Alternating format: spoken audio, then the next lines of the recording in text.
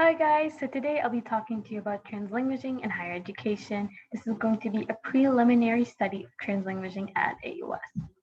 So to begin with, I'll be talking to you about how constant forms of contact create new communicative genres and semiotic practices. This is because we live in a culturally linguistically diverse world, so much so that becomes the norm. Now, when I say constant forms of contact, this is really a result of globalization and advancements in mass media like YouTube, Snapchat, Instagram, Facebook, Twitter. So these platforms have really allowed us to engage in a transcultural and translinguistic way with each other at a at an advanced rate than previous forms of media and really previous forms of communication. Now, because of this constant contact, we're engaging in something called translanguaging. And the thing that's interesting with translanguaging and why I decided to write about it is that it's not just about, that you have knowledge of two or more languages, but it's also something that is cultural and ethnic, and really it draws from every aspect of your being. So whereas bilingualism and other, forms of fields in language studies really focus just on the language, translanguaging it's integrative. It integrates all of who you are linguistically, culturally, and really other factors that influence you.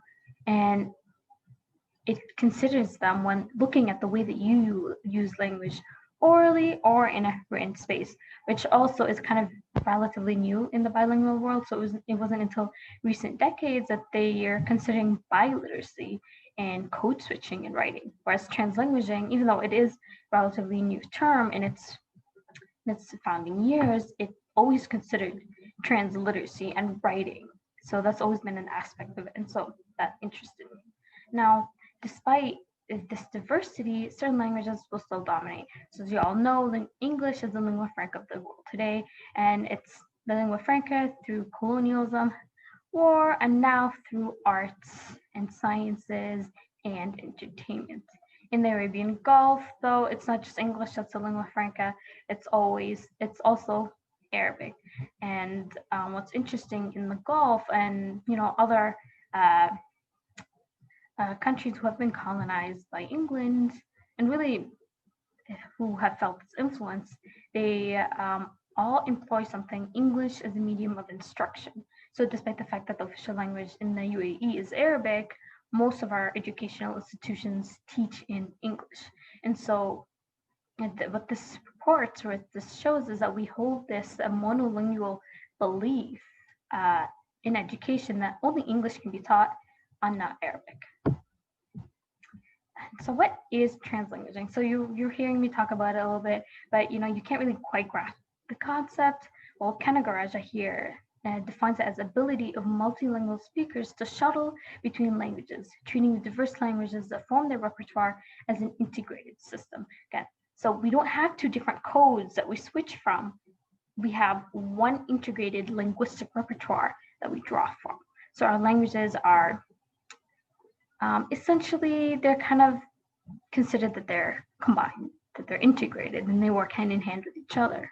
Now, Kanagaraja is one of the lead researchers of this field. Translanguaging also highlights how language is socially constructed and how it reflects national ideologies. As a pedagogy, and so this is my focus, it empowers the learner and the teacher. It transforms power relations and focuses on teaching, learning, and on meaning making, enhancing experiences, and kind of really like exploring identity.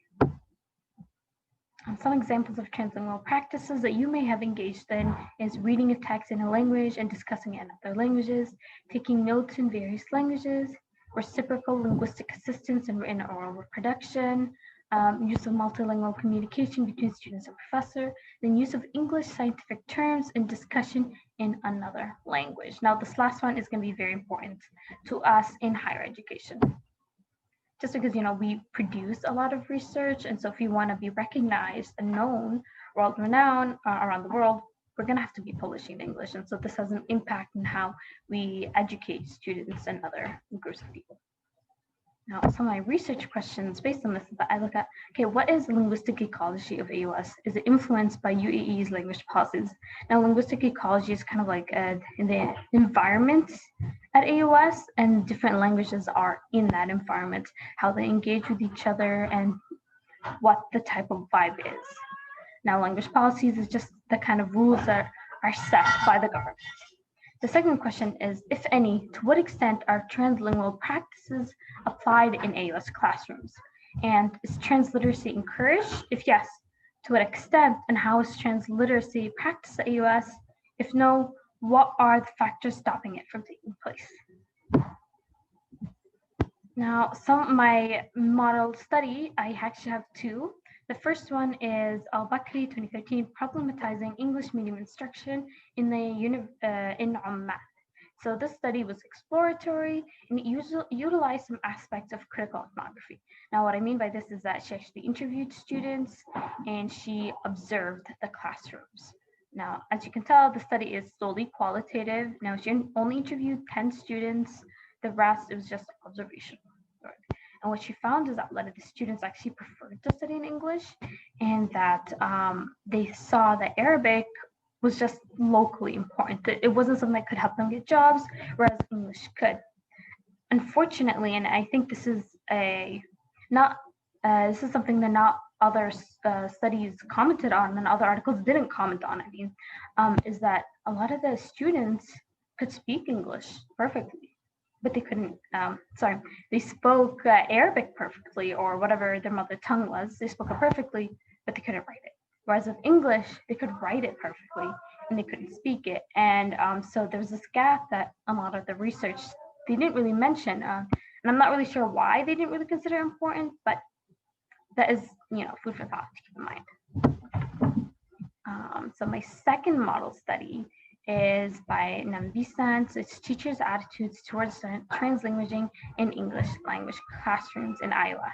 So this study, she examines attitudes and practices of educators about translanguaging in the classroom. So this study was really meant to examine some of the monolingual ideologies they hold and if they actually engage in these practices. So this researcher, she used a survey, and she found both quantitative and qualitative data. So the qualitative was with more open-ended questions in the survey. The quantitative was a Likert scale and multiple choice-based questions. Now, as you can see, there's only 19 responses. This is a trend in the field. Surveys, they usually survey and then they observe, but this study just conducted surveys. But yeah, it's a trend, which is unfortunate. And this is like, I've read a lot of articles that go against translanguaging, and so they always highlight this as like a weakness in the field. So the first methodology I'm going to be doing is like a survey questionnaire, where I'm really just trying to see what students at AUS perceive. Some of the questions were demographics. 24 of the questions were regarding their perceptions about language mixing in personal experiences at AUS. So some of the questions were Likert scale, others were multiple choice. Now, I got more responses than my previous model study, and I got around 36. I expected around 45, but that's okay. So just wanted to explain the Likert scale choice. The reason I picked that is because it's a lot more accurate than just multiple choice and stuff like that. My second methodology is that I analyzed recorded sessions for two classes. So one was an English bilingualism class, and another one was a business class. For the English class, most of the students were actually seniors, and for the business class, most of them were sophomores. Now, I use this to examine the professor's behaviors towards translanguaging and to analyze the type of which takes place.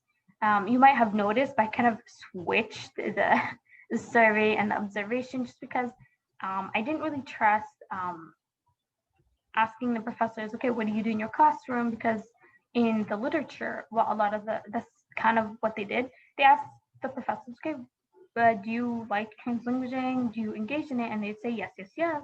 But then when the researcher would observe, they'd see that the professor or the teacher did not actually engage in in translanguaging. So I thought me observing recorded classrooms where I wasn't there would be a better alternative, because it's not like they knew I was going to watch beforehand, and so they didn't act out or try to change their ways to like, see, I am translanguaging, this is amazing. So that wasn't a worry or a limitation that I had to think about. And so what I found here, I'm just going to talk about my results here, is that there is no translanguaging in AUS classrooms. So even though it's a bilingual education class, a lot of the code meshing and translanguaging taking place was structured.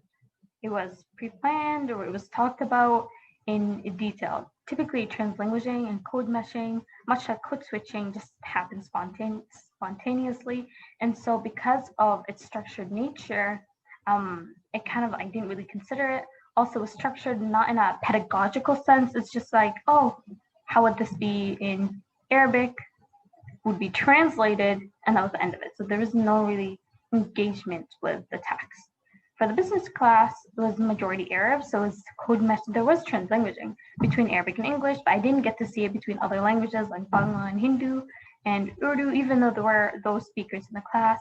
And also, this translanguaging wasn't in a pedagogical setting, and that's what my focus was on. So I didn't really consider that either. For my survey results, because for time reasons, I'm only going to be covering 3 questions. Now, the first question here is in Likert scale: always, usually, sometimes, rarely, never. The statement here is: professors encourage me to speak and write with my mother tongue. Overwhelmingly, you can see that 62.9% of students say never. Now, this is worrying, and this is, by the way, a trend in the survey. It's always almost never. That is typically the answer. This is worrying because it shows me that translanguaging doesn't actually happen, but it also shows me that monolingual ideology and English-only policies might actually be the main focus of instruction at AUS. My second one is: are English-only policies enforced in AUS classrooms? Half said yes, half said no. Now, I explicitly asked this because I thought it was obvious, so no need for intense explanation of what the concept was. And it seems like we have mixed responses. I think this may be because most of the respondents were in CAS, some of which were in the sciences. So if you're going to be publishing in English, you're going to obviously be enforcing more English-only policies. It's not considered professional to be code meshing and code switching between Arabic and English when the majority of your audience speaks English. It's kind of considered unprofessional. And the last one is: I'm assigned projects that require me to utilize both English and my mother tongue. This again is in Likert scale.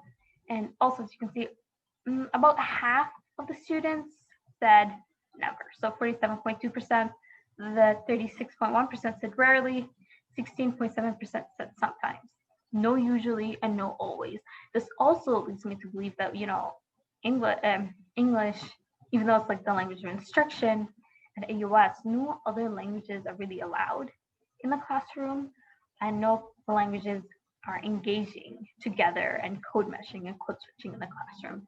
This is worrying because when I went into the study, I expected that because of our super diversity on campus and in the UAE, that some form of translanguaging would occur and that it would be encouraged because, we're all bilingual speakers.